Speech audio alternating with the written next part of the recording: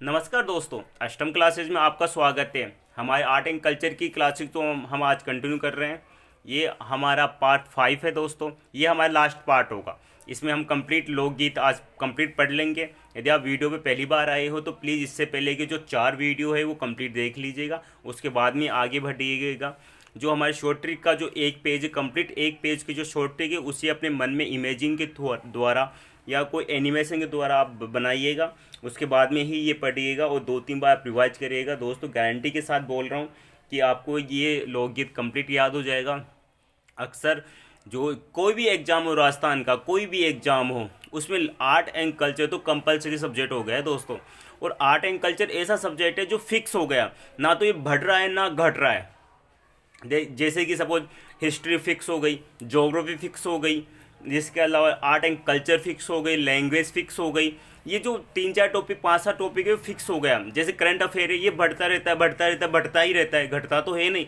लेकिन ये जो कुछ टॉपिक ऐसे जो फिक्स रहते हैं, जो इन्हें अपन कंफर्म याद कर लेना, एक बार याद करें तो हर एग्जाम में आएगा, हर एग्जाम में आएगा। तो प्लीज़ आपसे रिक्वेस्ट है कि आप इनको कंटेस्ट याद कर लीजिए। आपके एग्ज़ाम की दृष्टि बहुत बहुत ज़्यादा इम्पोर्टेंट है।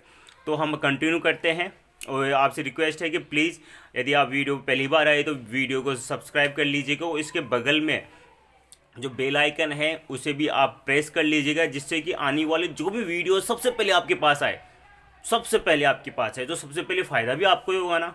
ठीक है दोस्तों, अब आता है घुड़ला लोकगीत। घुड़ला नृत्य अक्सर मारवाड़ के क्षेत्र में गाया जाता है, यानी जो मारवाड़ क्षेत्र में गाया जाता है। होली के अवसर पर, होली के बाद कन्या द्वारा सामूहिक रूप से गाया जाता है। देखो दोस्तों, इसकी कहानी ये थी, एक बार घुड़ला मतलब पूजा करने के लिए गर्ल्स जा रही थी, तो घुड़ला नामक एक आदमी आया, उसने उन सबको बंदी बना लिया। तो अजमेर के शासक थे, उन्होंने उन सबको, आई थिंक अजमेर के ही थे, 1 सेकेंड माफ़ी चाहूँगा दोस्तों, अजमेर के शासक नहीं थे, वो मारवाड़ क्षेत्र है, वो मारवाड़ क्षेत्र में गाया जाने वाला है। तो इसकी कहानी ये है दोस्तों, इसकी कहानी ये, अजमेर के शासक थे मलुखा। अजमेर के एक शासक थे मलुखा। मलुखा का सेनापति था गुलेल खां। गुल्ला है ना, वो गुलेल खां जो मलुखा का सेनापति था। तो एक बार गणगौर पूछते टाइम पे जाती हुई महिलाओं को उसने गुडेल खां ने क्या बंदी बना लिया था। तो ये बात राव सातल को मालूम चली। तो उनके बीच में, मलुखा और राव सातल के बीच में 1492 में कोशाना का युद्ध हुआ। 1492 में कोशाना का युद्ध हुआ। उस युद्ध में क्या होता है, राव सातल जीत जाता है और जो गुलेल खां था वो हार जाता है। तो राव सातल ने उसके सर पे तीरों से, यानी तीर चला चला के छेद कर दिया था। तो इसी के बेस पे ये लोकगीत अपने राजस्थान में मान्य हो जाता है। इसमें क्या होता है, जो गर्ल्स होती है सामूहिक रूप से जाती है, हर घर घर में जाती है। तो ये एक मटका लेती है, सर पे मटका रहती है, उसके छेद निकाल देती है, चारों तरफ छेद निकाल देती है, उसमें एक दीपक रख देती है ना। तो ये छेद निकालने का जो रिवाज है वो गुलेल खां से आया है, कि ये जो राक्षस है उसके से निकाला है, क्योंकि राव सातल ने उसके सर पे छेद निकाल दिया था। और इसमें एक लोकगीत भी है, वो मैं आपको सुना देता हूँ, मुझे याद है, मैं सुना देता हूँ। एल मांग तेल मांग 16 रे संगार मांग 1 रुपयो मांग रे, और सारी सारी रात घूर लो घूम लो सा घूम लो, सारी सारी रात घूर लो घूम लो। बस इतना ही आता है दोस्तों। तो ये उसकी याद में है कि राव सातल इस युद्ध को, कोशाना का युद्ध को, जो 1492 में हुआ था, उसको जीत गया था, और जो गुलेल खां था उसको हार गया था। उसकी याद में ये घुड़ला लोकगीत गाया जाता है।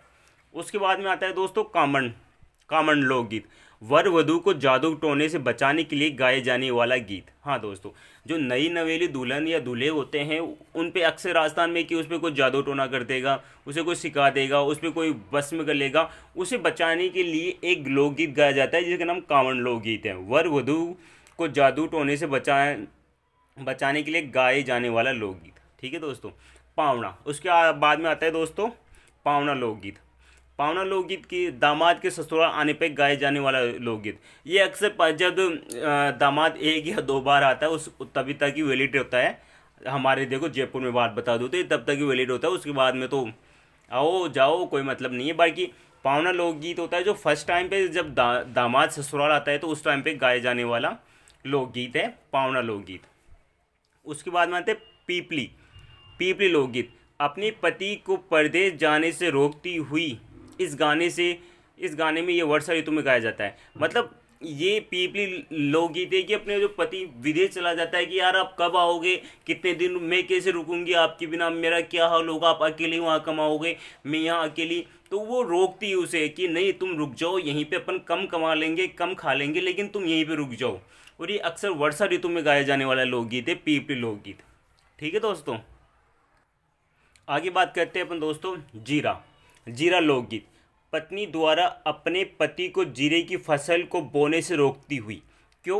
क्योंकि इसके पीछे मान्यता ये है कि जो जीरे की फसल होती है उसमें मेहनत बहुत होती है, बहुत ज़्यादा मेहनत होती है, वो बारीक, तो मेहनत ज़्यादा होती है, तो पति है ना अपनी पत्नी पे ध्यान नहीं दे पाता। क्यों ध्यान नहीं दे पाता? क्योंकि वो जीरे की फसल पे ज़्यादा ध्यान देता है। इसलिए पत्नी ये बोलती है कि आप मुझ पर ध्यान नहीं दे पाओगे, आप जीरे की फसल पे ज़्यादा ध्यान दोगे, इससे अच्छा आप जीरे की फसल बोओ ही मत। जीरा लोकगीत की मान्यता यही है कि आप जीरे की फसल पर ज़्यादा ध्यान दोगे, मुझ पर ज़्यादा ध्यान नहीं दोगे, इसलिए आप जीरे की फसल बोओ मत। जीरे की फसल को बोने से रोकती हुई एक महिला अपने पति को जीरे की फसल बोने से रोकती हुई, तब यह लोकगीत गाया जाता है। उसके बाद में आता है लागुरिया। लागुरिया लोकगीत, ये अक्सर केला देवी जो मंदिर है, केला देवी जो मंदिर है उसकी आराधना में गाए जाने वाला, पुरुषों द्वारा गाए जाने वाला गीत है। केला देवी की आराधना में पुरुषों द्वारा गाए जाने वाला लोकगीत है। ये भक्ति लोकगीत है। करौली, केला देवी का मंदिर कहाँ है? करौली में। ठीक है दोस्तों, उसके बाद में आता है कलाली। कलाली ये वीर रस प्रधान गीत है। वीर रस यानी अपनी राजस्थान में जो वीरों के ऊपर जो लोकगीत बनाते हैं वो कलाली लोकगीत है, जिसमें वीर रस की मान्यता, प्रधान मान्यता है। उसके बाद में आता है दोस्तों बिछुड़ो। बिच्छू लोकगीत, अक्सर गांव में ना बिच्छू काट लेते हैं, तो बिच्छू काटने के बाद जब वो मनासन स्थिति में होती है, क्योंकि आजकल तो बिच्छू का इलाज है, लेकिन उस टाइम पे बिच्छू का कोई इलाज नहीं था, उस टाइम की बात बता रहे हैं। तो मरना से मतलब जब बिच्छू काट लेता है तो या तो वो बच जाती है, नहीं बचती तो उसे मरने के जो दिन आ जाते हैं, मरणासन स्त्री यानी मरने वाली स्त्री। तो बिच्छू के काटने के बाद मरणासन स्त्री द्वारा गाए जाने वाला गीत वो अपने पति को दूसरा विवाह करने का संदेश देती है कि यार मैं तो मरने वाली हूँ, बाद में मेरे बच्चे हैं कि नहीं है, लेकिन आपका जीवन कैसा रहेगा, इसलिए आप दूसरी शादी कर लेना। इस गीत से जब बिच्छू काट लेता है तो स्त्री मरणासन स्थिति में आ जाती है कि वो मरेगी जिएगी, लेकिन उसको चांसेस है मरने के। उसके बाद में वो लोकगीत है कि उसके माध्यम से वो अपने पति को संदेश देती है कि मैं मरने के बाद आप दूसरी शादी कर लेना, कि कम से कम अब आपका जीवन तो सुखी रहेगा। इस वजह से वो बिछुड़ो गीत गाते हैं। उसके बाद में आते हैं घूमर नृत्य। घूमर नृत्य मांगलिक अवसरों पे गाया जाता है, यानी जो भी अच्छे अवसर होते हैं, खुशी के पल होते हैं, तब घूमर नृत्य गाया जाता है। अभी अपनी पद्मावती मूवी आई थी, उसमें भी घूमर नृत्य था, काफ़ी अच्छा नृत्य था। बन्ना बनी, अगला आता है बन्ना बनी। बन्ना बनी, देखो बन्ना बनी किसे बोलते हैं अपन, जो अक्सर शादियां होती है तो उसमें दूल्हा दुल्हन को अपन बन्ना बनी बोलते हैं। जो नई नई दुल्हन नए नए दूल्हे होते हैं तो बनी तो बोलते हैं अपन दुल्हन को, बन्ना बोलते हैं अपन दूल्हे को। तो विवाह के अवसर पर बन्ना बनी बन के दुल्हन के प्यार भरे झगड़ों पर चर्चा। हाँ, तो इसमें क्या होता है, देखो हमारे यहाँ पे तो देखो जब बारात चली जाती है ना, तो उसके बाद में हमारे यहाँ पे पीछे से बारात तो चली जाती है, उसमें पूरे जो आदमी है, जो पुरुष लोग हैं वो चले जाते हैं, और पीछे जो लेडीज होती है, क्योंकि कई लेडीज नहीं जाती, जैसे दूल्हे की माँ नहीं जाती, और अक्सर जो खास होते हैं वो नहीं जा पाती, जो वर्द होती है, जो बूढ़ी बूढ़ी औरतें होती है वो भी नहीं जा पाती, तो वो पीछे से एक नाटक करती है। तो वो पीछे से एक नाटक करती है, उस नाटक में बाकायदा दूल्हा और दुल्हन दोनों केवल लेडीज ही बनती है, दूल्हे भी लेडीज ही बनती है, दुल्हन तो लेडीज ही बनती है। तो उसमें जो उनके प्यार भरे झगड़े होते हैं, जो ऊंच नीच होती है, उनके बारे में वो नाटक के थ्रू उन्हें बताती है बन्ना बनी गाने पे। आगे बात करते हैं दोस्तों हम जलोल गीत या जलोल लाल गीत। जलो गीत या जलोल लाल गीत, इसके माध्यम क्या होता है, इसके माध्यम जो महिला जब बारात आ जाती है, बारात एक जगह झुंड में, आजकल की तो बारात ऐसी होती है कि खड़े खड़े आओ, खड़े खड़े खाओ, खड़े खड़े जाओ, इसके अलावा कुछ नहीं। जबकि पहले की बारात में बाकायदा एक पूरा पूरा गांव सजाया जाता था, हर गांव से खाट होती थी, जहाँ चारपाई होती थी, वो जैसे मालूम हम हमारे घर में बारात आने वाली है, लेकिन हमारे घर में केवल 2 ही चारपाई है। तो अक्सर पूरे गांव से चारपाई आ जाती थी, कुर्सी आ जाती थी, उनमें बैठते थे। और पहले के टाइम पे ना बारात 2-2 3-3 दिन तक रुकती थी। मेरे पापा की बारात बाकायदा 3 दिन से गई थी। लेकिन आज के टाइम पे खड़े खड़े आओ, खड़े खड़े खाना खाओ, खड़े खड़े ही चल जाओ। तो ये उस टाइम की बात बता रही है कि महिलाएं द्वारा जब बारात का डेरा है, बारात जहाँ रुकती थी, तो महिला एक झुंड में उसे देखने के लिए जाती थी। दूल्हा कौन है, बारात में कौन कौन आए, कितने लोग आए हैं, वो झुंड में जाती थी। तो महिला द्वारा बारात का डेरा देखने जाते हुए टाइम पे गाए जाने वाली थी, जो झुंड में जाती थी तो देखने के लिए जाती तो गाना गाते हुए जाती थी, जिससे जो बाराती लोग थे उन्हें भी मालूम चल जाता था, हाँ भाई महिला पक्ष का कोई झुंड हमें देखने के लिए आ रहा है। आजकल देखो, आजकल की शादियों में ऐसा नहीं होता। ये गाँव की शादियां है, जो ग्रामीण क्षेत्रों में शादियां है उनकी बात बताऊं। जो शहरी क्षेत्रों में तो ऐसा नहीं होता, हमारे यहाँ तो बिल्कुल भी अभी ऐसा नहीं होता जयपुर में तो। बाकी हमारे गांव में चले जाओ, अक्सर अक्सर होता है। मेरे पापा की बारात 3 दिन से आई थी, और इसमें ऐसा भी होता है जब 3 दिन से बारात आती है ना, तो 3 दिन का मतलब कम से कम 6 बाट खाना होगा ना, सुबह शाम सुबह शाम। तो एक टाइम का तो मान लो कि मेरे पापा की बारात गई थी, तो मेरे नाना जी के यहाँ गई थी, तो मेरे नाना जी के भाई ना, एक टाइम तो 3 भाई है, तो 3 टाइम तो वो दे देंगे, एक टाइम पूरा गांव मिलके दे देता था। ऐसे मिलके देते थे वहाँ पे, केवल एक पे नहीं होता था। अगला है अपना पानीहारी, यानी अक्सर पानी भर के लाते टाइम पे, पानी जो भर के लाते टाइम पे जो गाना गाया जाता है वो पानीहारी गाना है।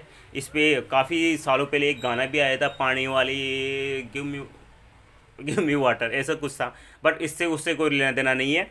पानी वाली का मतलब जो पानी के टाइम पे, उस टाइम पे, अभी तो चलो सबके वो होती, लेकिन उस टाइम पे कुएं से पानी लाते थे, यार जो नलकूप होता था, हेडपम्प होता था, वहाँ से पानी लाते थे, तो झुंड में महिलाएं जाती थी। अभी तो अपने घर में सब में सुबह शाम पानी आ जाता है, लेकिन उस टाइम पे झुंड में महिला जाती थी, तो वो अक्सर बोर हो जाती थी, तो वो ये गाना पानी वाली गाना गाती थी। और अक्सर देखो, प्रतिवर्त पतिव्रत धर्म पर अटल रहने वाली ही महिला, रहने वाली स्त्री ये गाना गाती है, यानी जो जिसके केवल किसी के साथ अफेयर नहीं हो, अपना पति या परमेश्वर, वो महिला अक्सर ये गाना गाती थी। आजकल किसी के अफेयर होते हैं ना, वो उस टाइम पे वो महिला ये गाना नहीं गाती थी।